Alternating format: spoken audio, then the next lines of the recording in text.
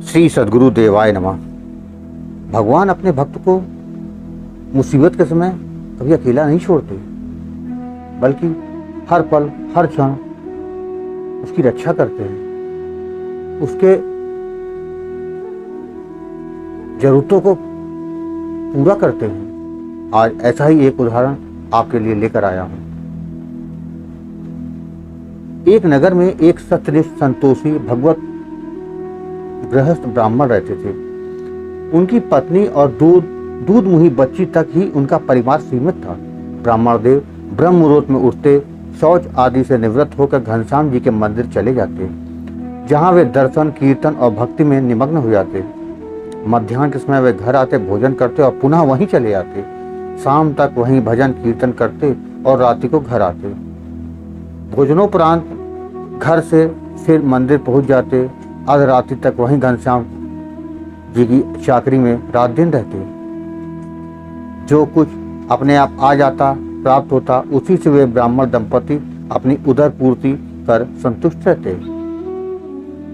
इसी दिनचर्या से जीवन यापन करते करते कई वर्ष बीत गए।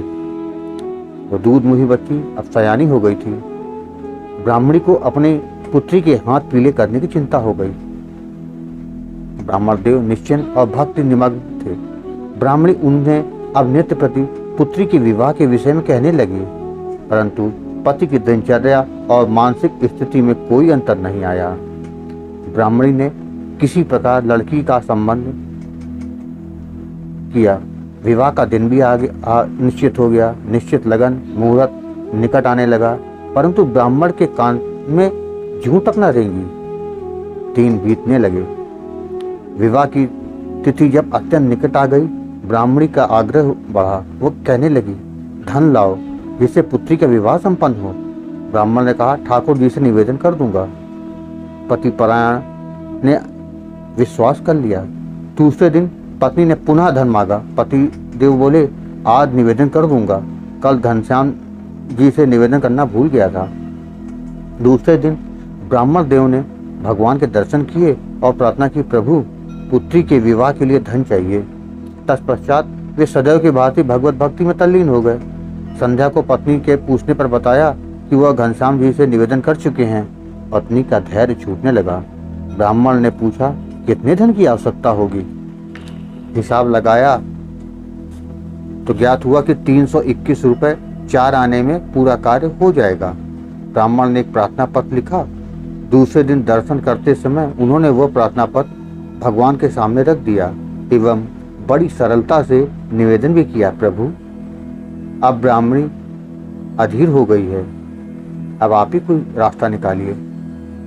मेरे बस का तो नहीं है, जो करना है आपको करना है प्रभु, मैं आपकी शरण में हूँ। रात्रि को जब ब्राह्मण देव मंदिर से घर जा रहे थे, एक भद्र पुरुष उन्हें मंदिर के आंगन में मिला।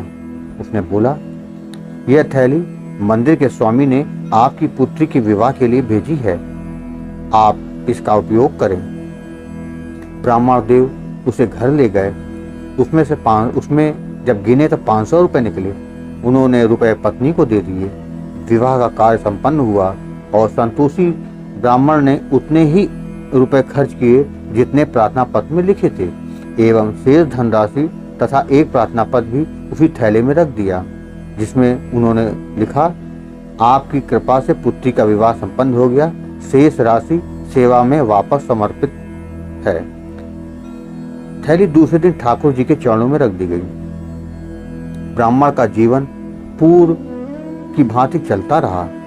पड़ोसिन को ईर्षा हुई, यह गरीब ब्राह्मण जो कुछ नहीं अर्जित करता, उसकी लड़की का विवाह विधिवत कैसे हो गया। उधर राजा ने एक दिन अचानक अपना कोष संभाला। कोष की एक तिजोरी में ब्राह्मण के लिखे हुए 2 प्रार्थना पत्र मिले। राजा ने कोषाध्यक्ष को कारागार में डलवा दिया। उसने ब्राह्मण को भी बुलवाया।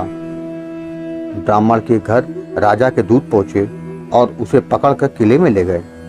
ईर्ष्यालु पड़ोसिन आज प्रश्न थी, कहने लगी, सत्यव्रत की दुहाई देने वाले ब्राह्मण ने चोरी करके अपनी पुत्री का विवाह किया, नहीं तो राजा के दूत उसे क्यों पकड़ कर ले आते। मोहल्ले में भिन्न भिन्न प्रकार की चर्चाएं चलने लगी।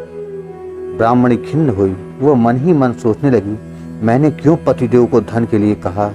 क्या निर्धनों की पुत्रियों का विवाह नहीं होता?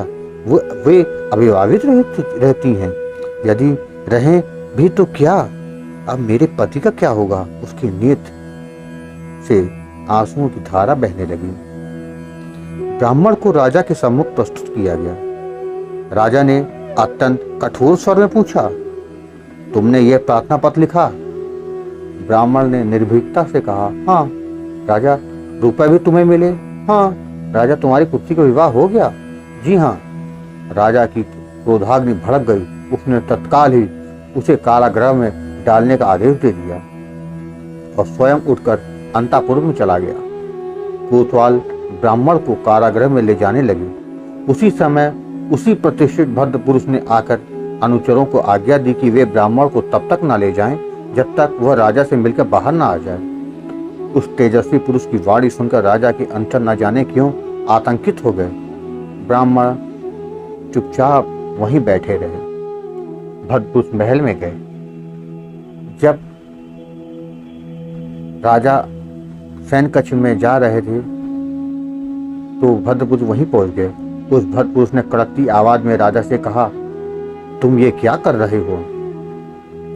राजा को कुछ भी दिखाई नहीं दिया, केवल स्वर सुनाई दे रहे थे। प्रश्न पुनः दोहराया गया। राजा भयभीत हो गया। प्रश्न पुनः किया गया। राजा अत्यंत आतंकित हुआ। राजा, महाराज आप कौन है? स्वर, तुम नहीं जानते? मैं घनश्याम हूँ। राजा भयभीत स्वर में, क्या आज्ञा है? तुमने मेरे भक्त को कष्ट दिया। तुम्हें ज्ञात नहीं, उस ब्राह्मण ने प्रार्थना पत्र मुझे लिखा था। मैंने उसे 500 रुपए दिए और उसने बची हुई रकम लौटाई, फिर भी तुमने उसे दंड दिया। राजा ने कहा, मुझे क्षमा करे प्रभु। स्वर, उसकी आजीविका निर्वाह का प्रबंध करो एवं उसे ससम्मान घर पहुंचाओ। कोषाध्यक्ष को भी तुरंत छोड़ दो। राजा ने कहा, जैसी आज्ञा। ब्राह्मण को पालकी में बैठाकर घर भेजा गया। सदा के लिए उसकी आजीविका निर्वाह का प्रबंध किया गया। पड़ोसी स्तब्ध थे। ब्राह्मण की दिनचर्या पूर्वक चलने लगी। देखा भाई बहनों, भगवान जिसको अपना लेते हैं उसके पल पल उसकी रक्षा करते हैं। आपको एक कथा कैसी लगी कमेंट बॉक्स में जरूर बताइएगा, और कथा अगर पसंद आई हो तो शेयर करना ना भूलिएगा। धन्यवाद।